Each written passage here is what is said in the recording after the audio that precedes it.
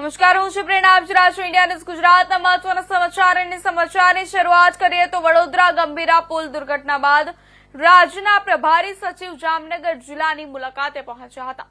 જામનગરમાં આજે પ્રભારી સચિવ દ્વારા વિવિધ પુલની સ્થળ મુલાકાત લઈ ચકાસણી કરવામાં આવી.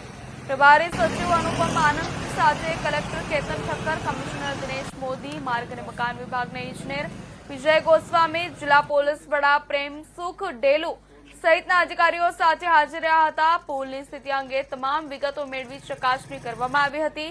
સમગ્ર મામલે વિસ્તૃત અહેવાલ સરકારને મોકલી જરૂર કાર્યવાહી કરવામાં આવશે. જામનગર જિલ્લાના પ્રભારી સચિવશ્રી દ્વારા આજરોજ જામનગર જિલ્લાની મુલાકાત લેવામાં આવેલી.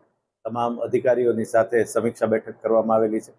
માનનીય પ્રભારી સચિવશ્રી દ્વારા તાજેતરની ભારે વરસાદની પરિસ્થિતિને ધ્યાને લઈ અને વિશદ ચર્ચા કરવામાં આવી છે. તમામ અધિકારીઓની સમીક્ષા કરવામાં આવી છે. તમામ અધિકારીઓને રોડ, રસ્તા અને પુલોની પરિસ્થિતિ વિશે માહિતી મેળવી અને પોતે જાત મુલાકાત લઈ અને જર્જરિત મકાન, જર્જરિત પુલ અને અન્ય ચોમાસાને લગતી પરિસ્થિતિને ધ્યાને લઈ અને કરવાની થતી કામગીરીની જિલ્લા વહીવટીતંત્ર દ્વારા પણ કરવામાં આવેલી કામગીરીની સમીક્ષા કરવામાં આવી છે તથા કામગીરીને તુરંત રીતે